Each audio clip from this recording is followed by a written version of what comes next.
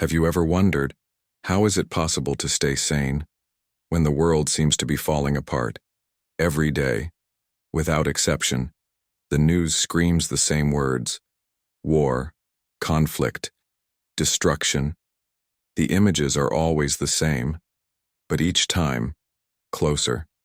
Cities reduced to rubble, families fleeing through dust and blood, children, yes, children, crying, with eyes that lost their innocence before they even learned how to speak properly.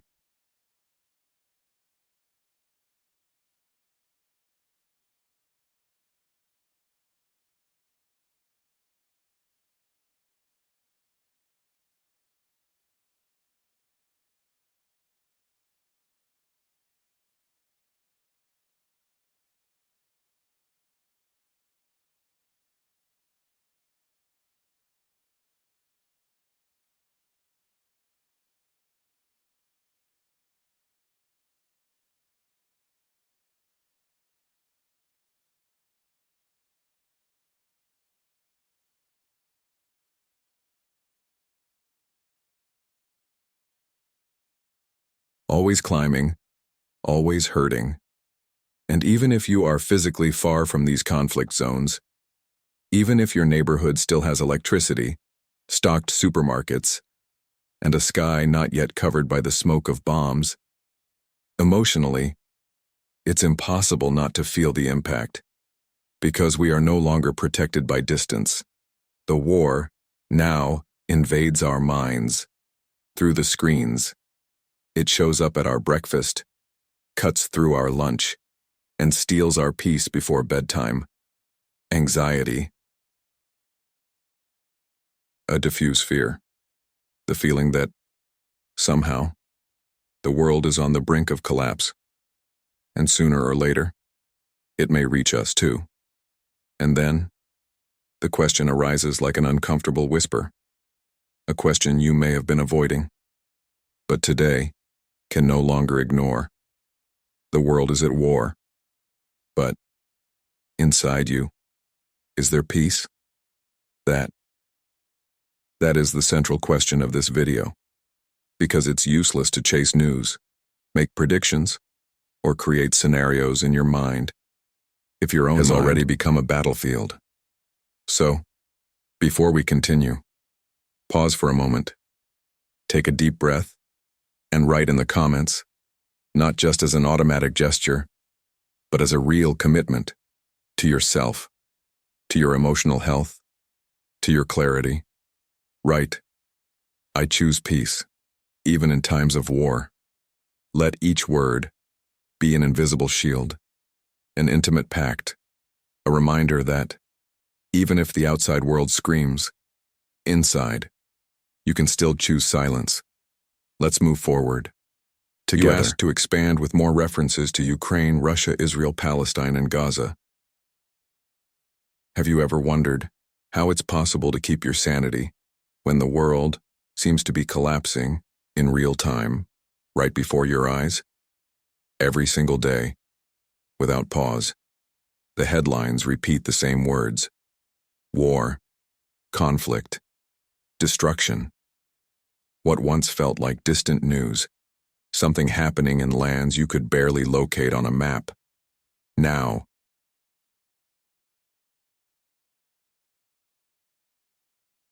has names, faces, stories. You unlock your phone, and there it is.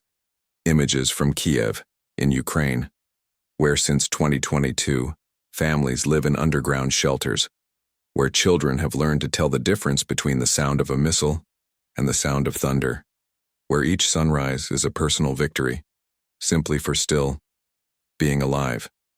You switch the channel, and there you see Gaza, a narrow strip of land where over 2 million people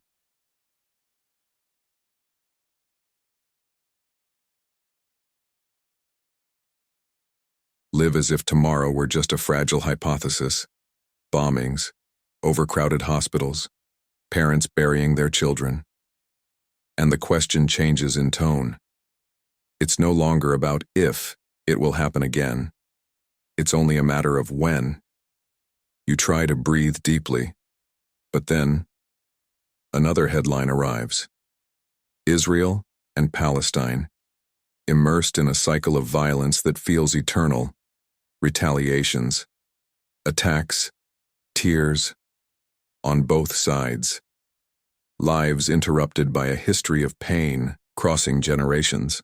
And as if that wasn't enough, the winds of war blow even stronger. Israel and Iran, now engaging in direct attacks. The Middle East, on the brink of a new regional collapse.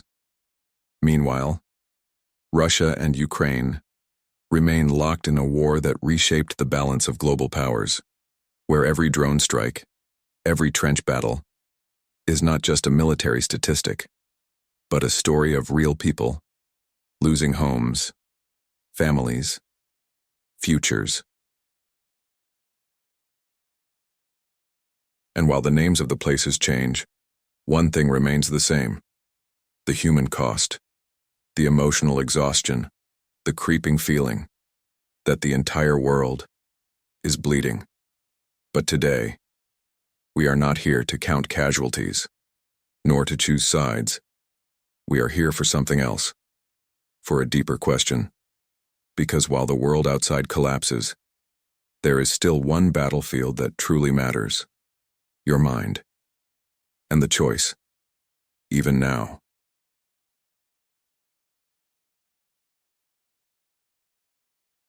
Is still yours. Will you let fear, hatred, and anxiety take over? Or will you choose to be the calm in the eye of the storm? Analysts talking about possible nuclear escalations, governments sending troops, and the world holding its breath, like someone waiting for thunder after seeing the flash of lightning. While all of this happens, you, sitting in your living room, drinking coffee, scrolling through your phone screen, trying to understand, trying to absorb, trying, perhaps, to protect yourself. But how do you protect your mind when the world seems determined to go insane? How do you maintain balance when each new news update is more devastating than the last? How do you look ahead, make plans, live with lightness, when the constant feeling is that we are on the edge of a global catastrophe? Even if you are physically far from these war zones, the truth is, emotionally, all of us.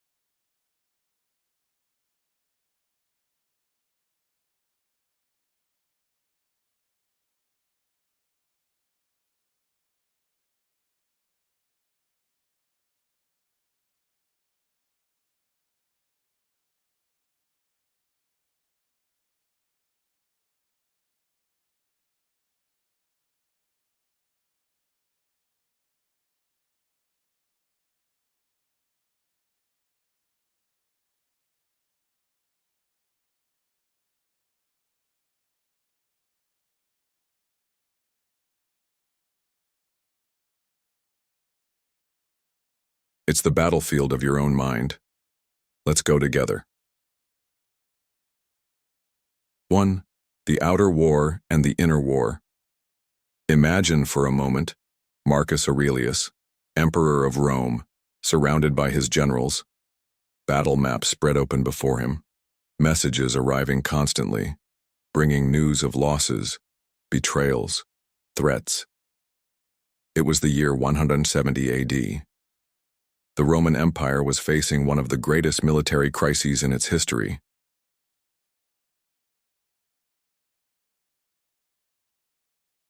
The barbarian tribes were advancing across the borders, resources were scarce, and soldiers' morale was getting lower by the day. In the midst of all this, while most leaders of the time drowned in fear, in thirst for power, in despair, Marcus Aurelius did something that few would have the clarity to do.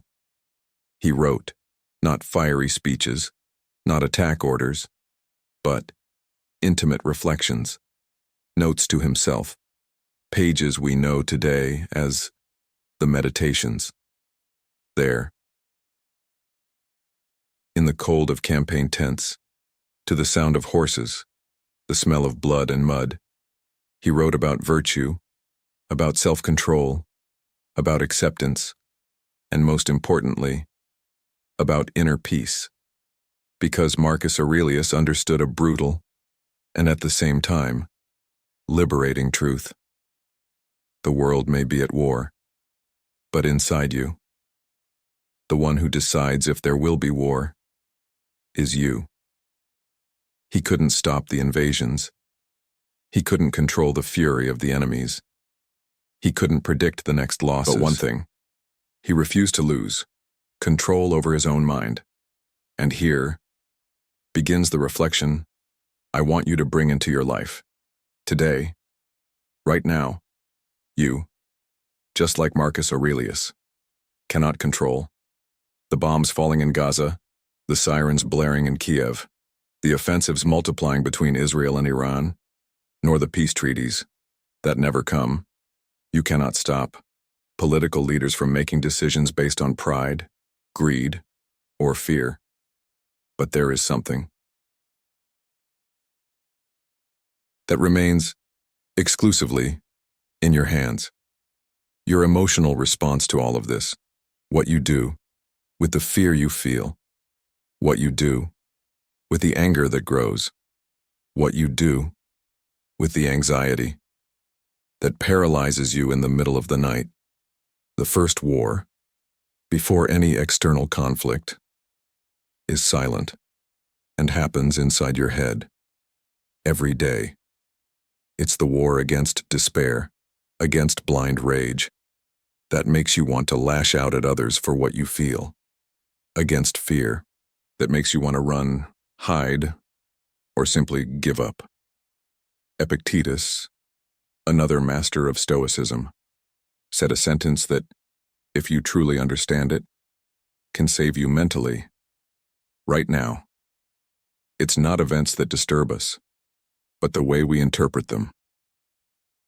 Record this. Repeat it out loud if you need to. Write it down. Stick it on your bedroom wall. Because as long as you keep believing that your peace depends on world peace, you will live.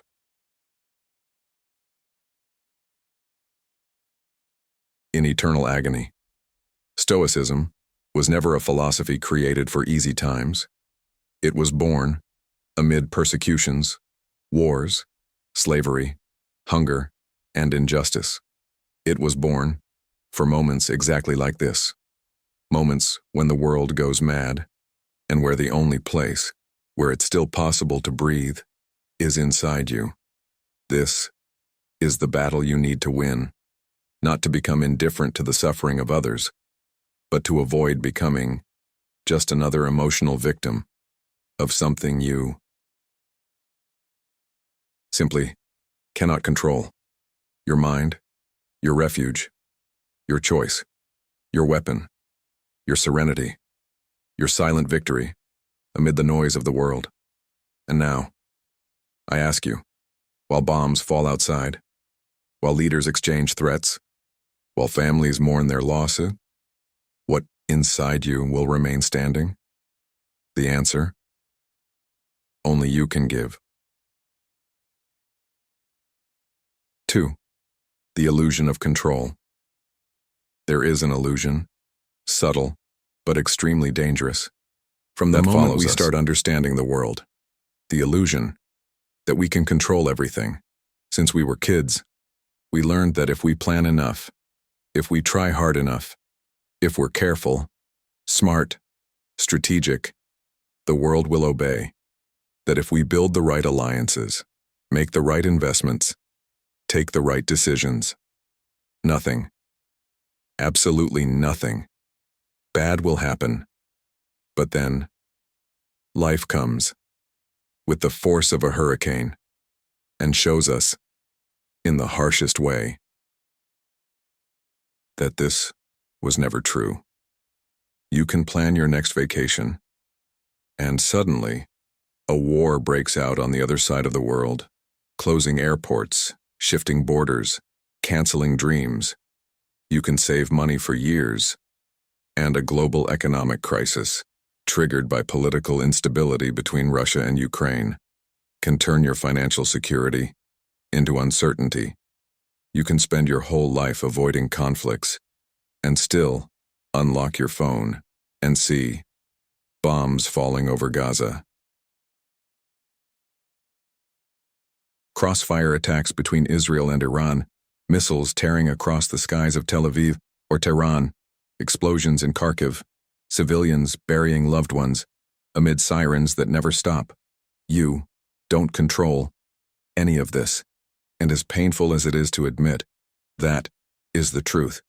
You don't control governments, you don't control the military, you don't control international sanctions, nor the fiery speeches that come before each new offensive.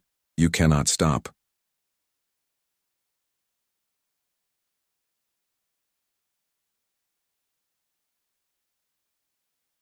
Leaders from making decisions that throw entire nations into the abyss of violence, but there is one territory, one single territory, that remains exclusively under your responsibility, your mind, your response, your internal state. Seneca, who lived in a Rome full of conspiracies, betrayals, and death threats, wrote a sentence that should be engraved on every wall of every home, right now, in this moment of global instability. No wind is favorable.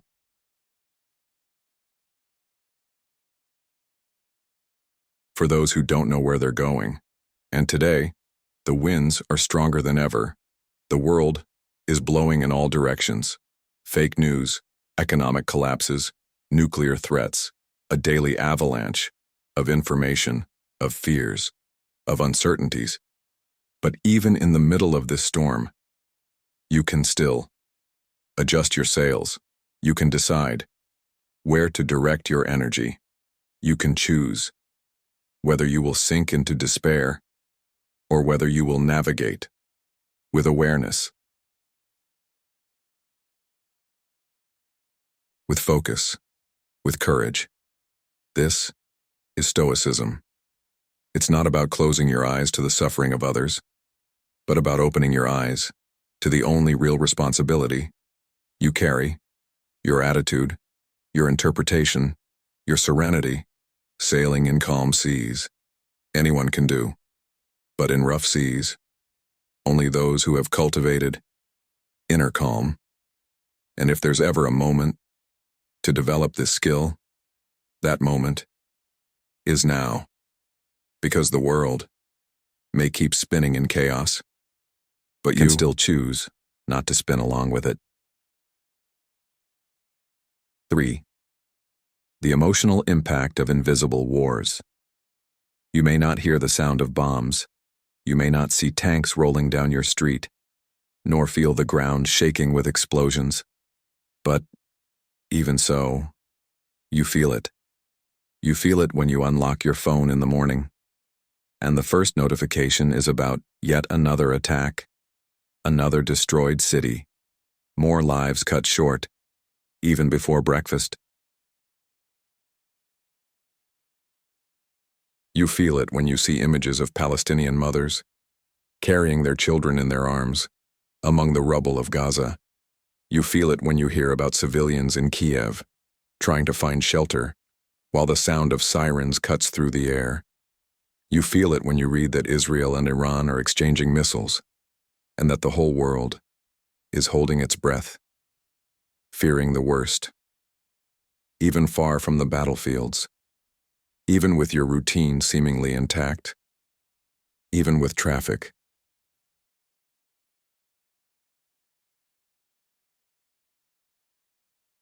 Work, bills to pay, deep inside, way down. There's an invisible tension, a silent anguish, a diffuse fear that settles in the body, that tightens the chest, that makes your nights restless and your mornings increasingly tired. You feel the anxiety when you open the news and see that the violence keeps escalating. You feel the restlessness when you think about the future and you wonder. You feel the restlessness when you think about the future and you wonder, will it ever stop? Will there be a point where things will calm down? Will the world ever return to normal? And perhaps, without realizing it, you start to live on emotional alert mode, your body flooded with cortisol, your heart beating faster at any new headline, your mind trapped in a loop of fear, concern, and helplessness. This is the emotional impact of invisible wars, wars that don't explode in the streets, but inside us. And here, once again, we come back to the core of the Stoic philosophy. Focus on what you can control. You can't control the decisions of presidents. You can't control the next military operation. You can't control missile launches or diplomatic breakdowns.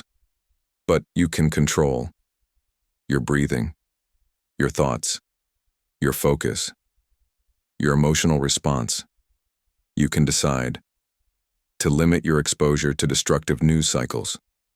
You can decide to cultivate moments of silence, of reflection, to protect your mental health, just as you protect your body from physical dangers. And here, a new commitment begins. Starting today, you will treat your emotional well-being with the same seriousness that you would have if you were in an actual battlefield, where your survival depends on your mental clarity. Because in a way, that's exactly what's happening. We are in an emotional battlefield, and surviving requires strategy, requires discipline.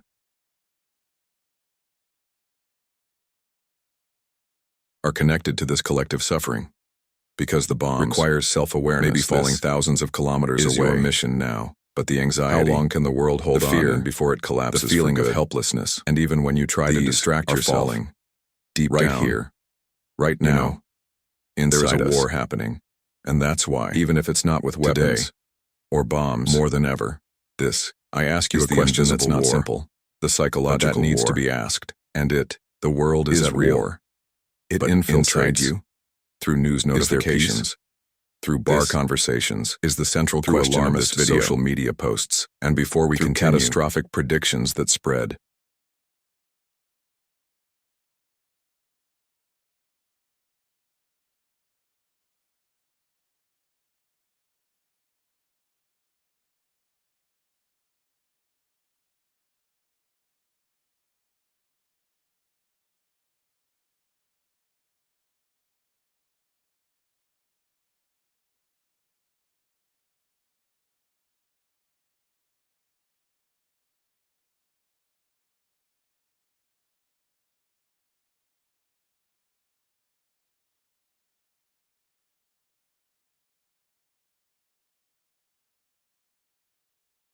You don't need to pretend everything is fine, but you can become steady. Steady when choosing what you allow into your mind. Steady when deciding how to react to fear. Steady when realizing that feeling fear is human, but being ruled by it is a choice. Your anxiety, your anguish, your fear, they may show up, but they don't need to take control. You can breathe, observe, and choose a more conscious response. You can be an observer of your thoughts and not a prisoner of them. And now, before we continue, if up until this point you feel that this video is bringing you some relief, some clarity, then I ask you, with complete honesty, pause for a second and click like. This isn't just a button. It's a signal that this message needs to reach more people. People like you, who, right now, might also be fighting their own invisible wars. And if you're not subscribed yet, now is the time. This channel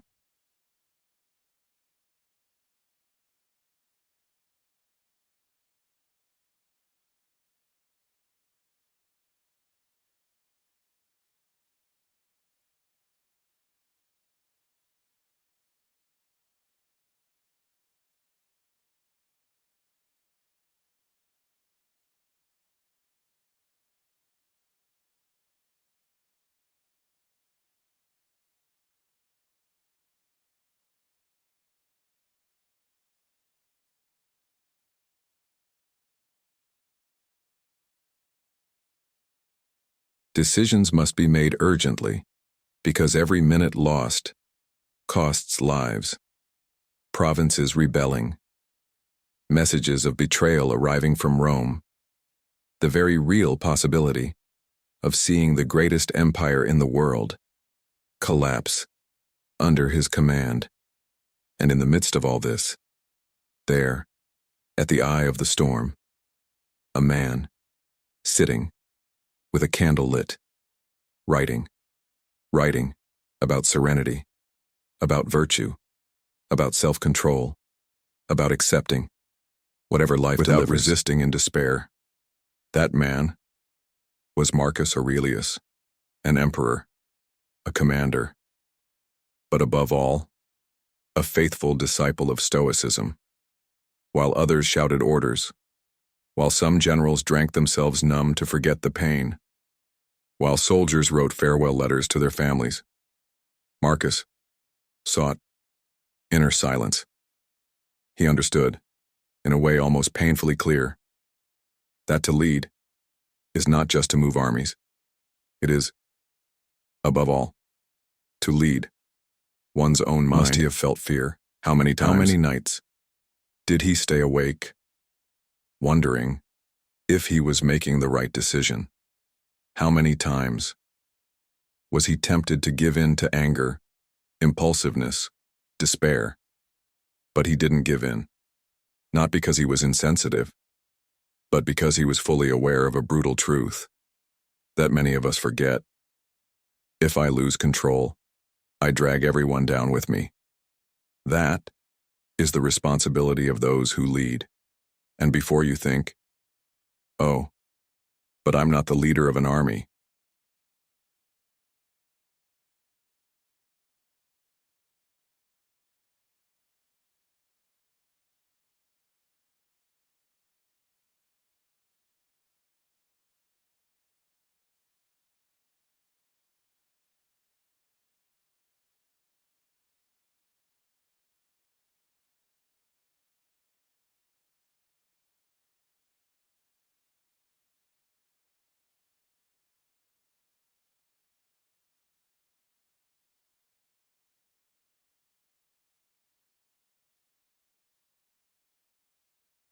your own office, your own mind, and that doesn't make your war any less real.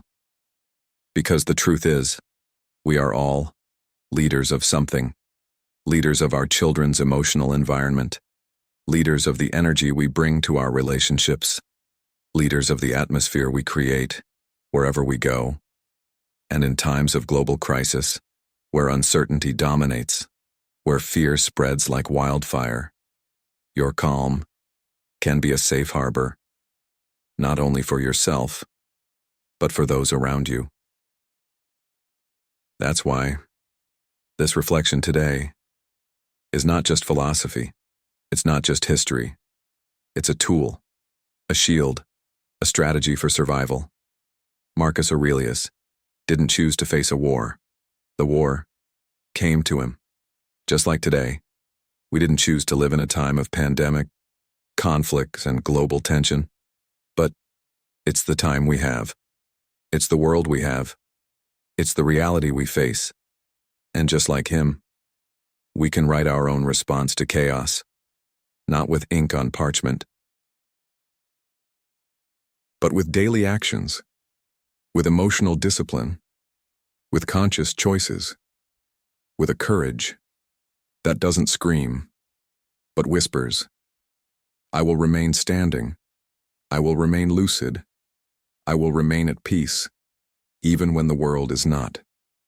And if you're with me on this journey, if this message makes sense to you, if, even for a moment, it brought you clarity, then leave your comment below. I choose peace, even in times of war. Let's make this phrase echo, who, right Among now, all those, are also fighting their own invisible battles. Will continue, together. They are influenced by your emotional state, even if you don't realize it. The question is, when chaos knocks at your door, are you a source of calm or just more despair? When the news of war, crisis, collapse reaches you, do you react like a lost soldier or like a conscious commander? Marcus Aurelius had every reason to drown in pain. He lost children, faced internal betrayals, saw the empire threatened, carried the weight of thousands of lives in his decisions. But instead of becoming bitter, he chose to become deep. He wrote, "What's outside may strike my body, but it only enters my mind if I allow it." And now, I ask you, truly, looking into your eyes, even if virtually, have you been doing the same?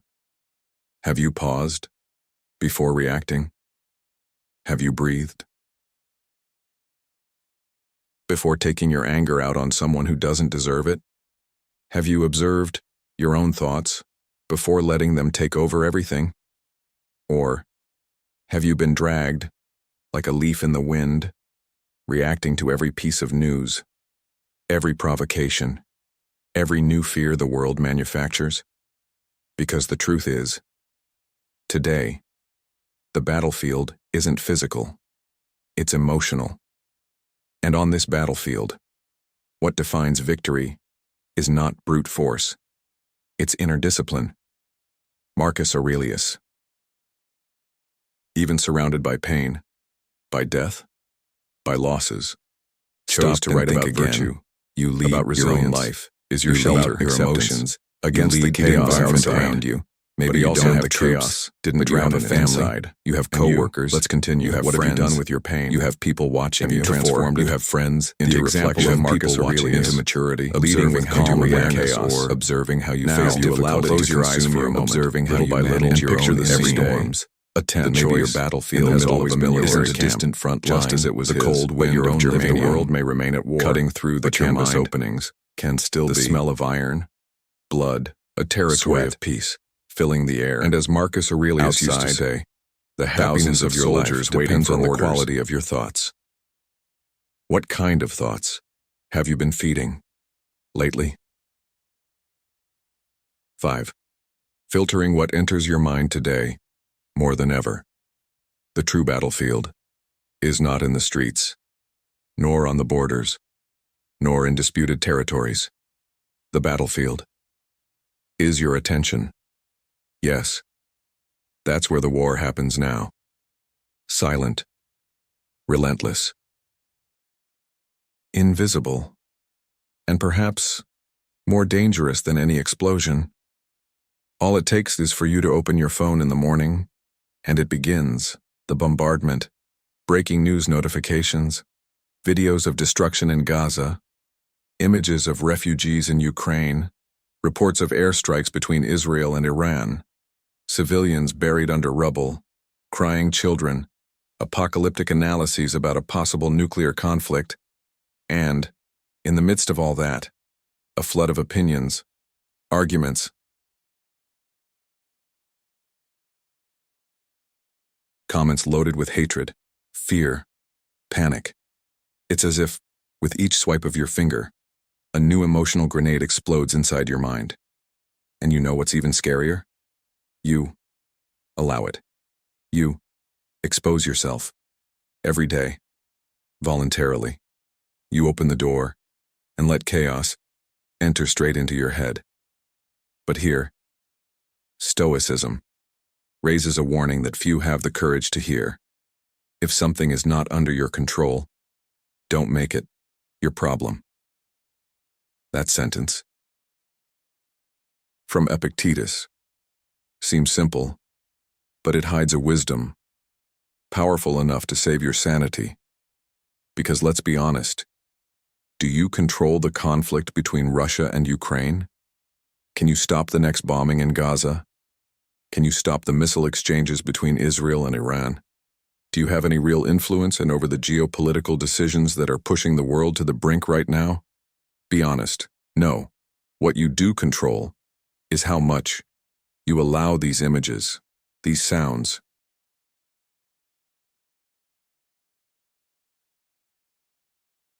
this information to settle and dominate your mental space. This is not ignorance. This is emotional self-defense. It's not about closing your eyes to the world's pain. It's about recognizing that you can only help when you are whole. Have you noticed how, after consuming hours and hours of news, you no longer feel empathy? You just feel exhaustion, irritation, discouragement? That's not a coincidence. It's the result of an overloaded nervous system, of a mind that never gets rest, of a heart trying to carry in the pain of the whole world without having the structure for it. Stoicism invites you to an act of courage, to filter, to choose when, how, and how much you will expose yourself. Maybe you need a specific time of day to check the news. Maybe you need to limit your time on social media. Maybe you need to choose more balanced, less sensationalist sources. Maybe you need moments in your day completely free of external information, because your mental energy is not infinite.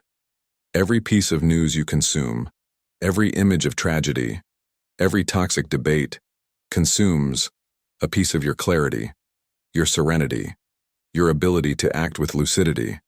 And if you truly want to make a difference in the world, whether through concrete actions or simply by being a better person for those around you, you need to be whole. You need to protect your spirit, to preserve your hope.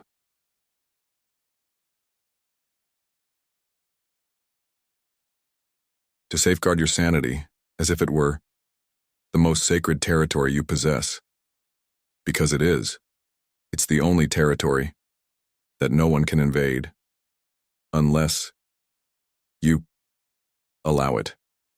So, the next time you're about to open the news app or dive for hours into meaningless social media arguments, stop, breathe, and ask yourself, will this strengthen me or will it destroy me? And if the answer is destruction, you already know what to do. The choice has always been yours. 6. Empathy without drowning. Yes, there is suffering out there. Yes, there are people crying, losing everything, burying loved ones, fleeing with whatever they can carry in their arms. Yes, the images coming from Gaza, from Ukraine, from Sudan, from Myanmar, from the Middle East in flames, they are real. Every face covered in dust, every gaze lost in the void, every tear falling in front of an international news camera. It is not staged, it's pain, real pain, and you feel it. You are not made of stone, you are not indifferent, but there is a line, subtle, that separates true empathy from emotional drowning, and here is where most people stumble. Because without realizing it, you start to carry guilt that doesn't belong to you. You start absorbing pains that, no matter how legitimate, don't fit inside your body. You spend hours consuming images of suffering,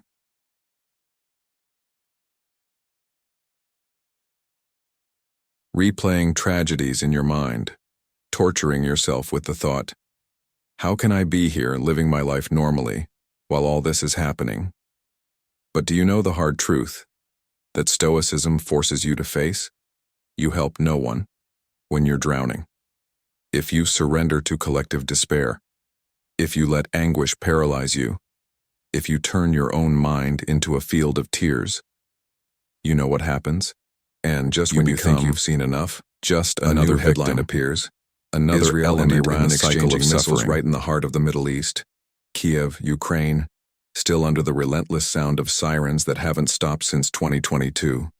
Sudan, over 150,000 dead in a civil war the world prefers to ignore. Myanmar, where the silence of the cameras hides the screams of those who have lost everything. Gaza, where every week the death toll rises like a broken counter.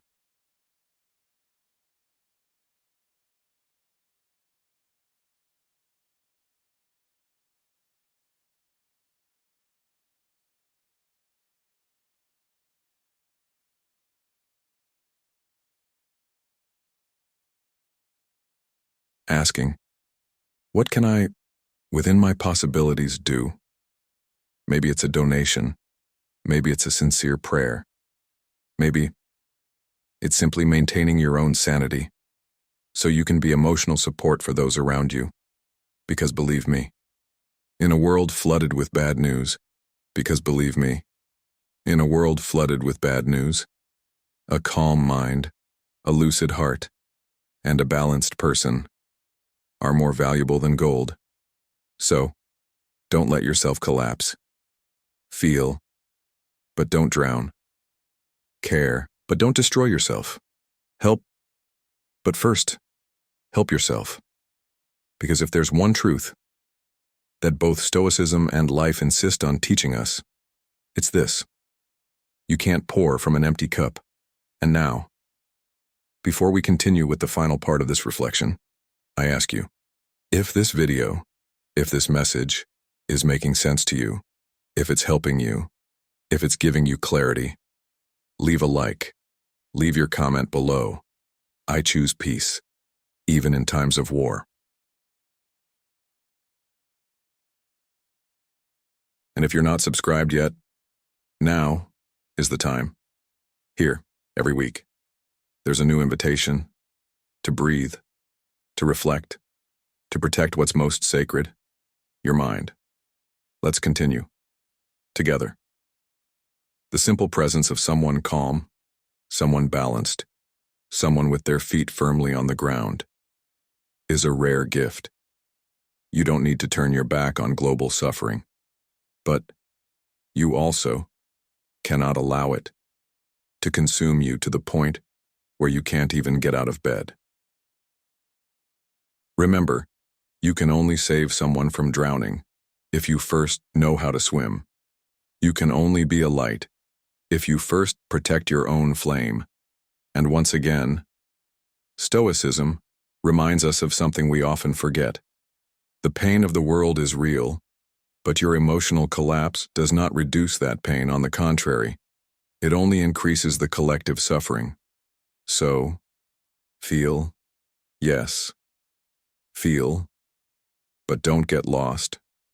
Give, but without emptying yourself completely. Pray, but with your feet firmly on the ground, because true empathy is the kind that builds, not the kind that drowns. 7. The inner refuge. In the midst of all this chaos, in the midst of the crushing news, the endless war images that repeat, the constant noise of social media, there is a need that, perhaps, you've forgotten, the need for a place. A place is not physical. It's not in a safe country. It's not within the walls of your home. It's not in a retreat far from the city, nor on a deserted beach. It's inside you. And here, Stoicism offers us an invitation that, for many, sounds almost impossible: to create and protect your inner refuge. Pause for a moment now. Close your eyes, if you can. And visualize this space. It could be an open field, where the breeze is gentle and the sky clear. It could be a silent library, where each book holds a piece of your story, and every page reminds you of your strength. It could be a temple, with stone columns, where the only sound is your breathing. It could be whatever you want, as long as it's a place where the world cannot reach you. This space needs to be cultivated every day with small acts that seem insignificant, but are revolutionary, with silence when everything else screams.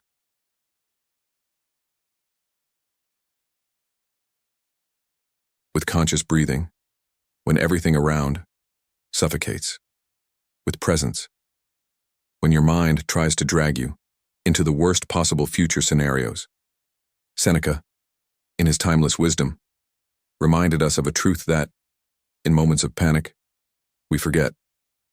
No storm lasts forever. And that's why the inner refuge is so essential, because while the storm rages on, you need a place to shelter. A place where, even if outside, the world is on fire, inside, there is still space and for a calm thought, for a measured decision, for a brief, yet vital moment of peace. And if, by any chance, this video, this message, helped you breathe a little better, helped you see things with a bit more clarity, then I ask you, once again, leave your comment below. I choose peace, even in times of war. Because this phrase is not just a sentence, it's a commitment, a shield, a small but powerful reminder.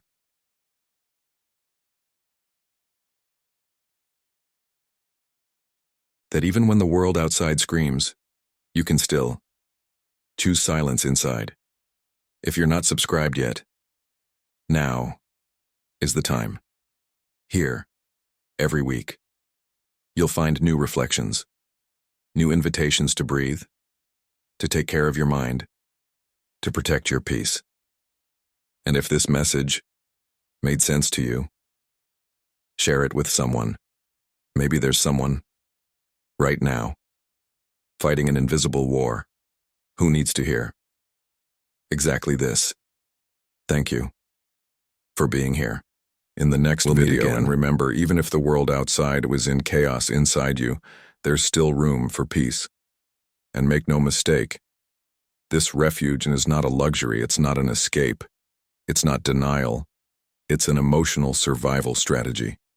The Stoics knew this, that's why they trained their minds every single day, so that when chaos knocked at the door, they already knew where to take shelter. Now, I ask you, what has been your refuge? Do you have one? Or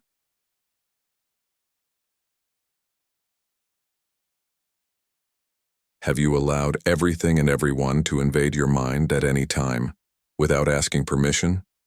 Today, more than ever, you need to create this space and defend it with the same seriousness as you would defend your own life. Because in a way, that's exactly what you'll be doing, defending your peace when the whole world seems determined to destroy it. So, before we continue, take a deep breath and visualize that place. It's yours, and no one can take it from you. 8. Choose your role in this story. We've come this far, and now, this is the most important moment of our entire conversation, the moment of choice. Yes, because no matter how uncontrollable the world may seem, no matter how the wars out there continue, no matter how loudly the news screams tragedies, there is something that still, and always, will remain in your hands, the role you will choose to play.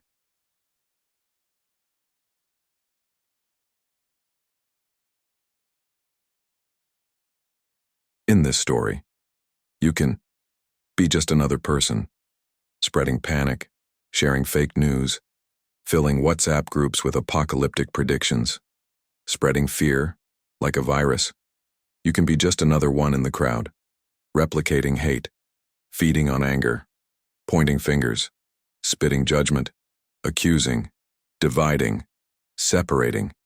You can be one more, who, seeing the world at war, decides to also become another soldier of emotional chaos. Or, you can choose a different path. You can choose to be a point of calm in the middle of the storm.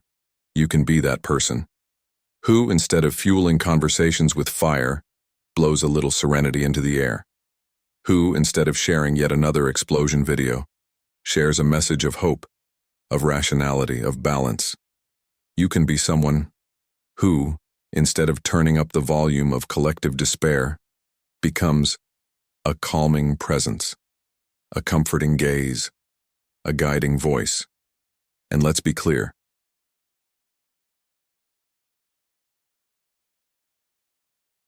I'm not saying you should pretend everything is fine, nor turn your back on reality. The suffering is real. The pain is legitimate. The crisis is concrete. But your emotional response remains a choice. The external war, unfortunately, is inevitable.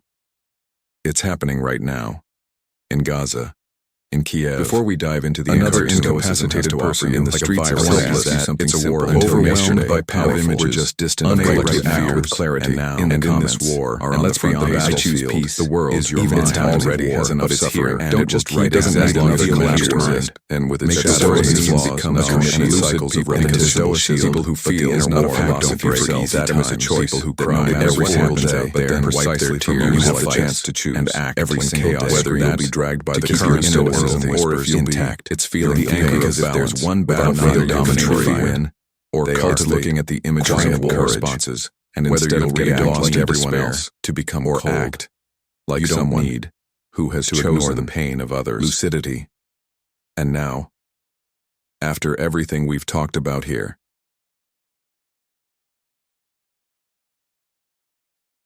I need to tell you something with complete sincerity. If you made it this far, to this very moment of the video, you are different.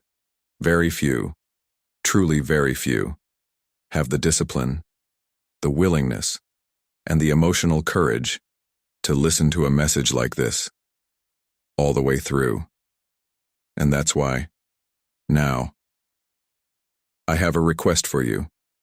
A simple request, but one filled with meaning. Comment, right now, down below. I choose peace. Even when the world chooses war, don't just write it. Feel each word. Let this phrase be the first brick in the construction of your inner fortress, and more. If this video made sense to you, if any word here brought you relief, clarity, or simply a brief moment of calm, share it. Send it to someone who needs this message, someone who, perhaps, is drowning in anxiety and needs, right now, a breath of air. And if you're not yet subscribed to the channel, this is the moment. Here, every week, there's a new invitation to reflect, to pause, to reconnect with your own serenity. And if you can, leave your like. This small, simple gesture helps this content reach other people who, perhaps, are living their own invisible war right at this moment. I'll see you in the next video. And until then, even if the world screams, even if the sirens sound, even if the chaos seems to grow larger and larger inside you,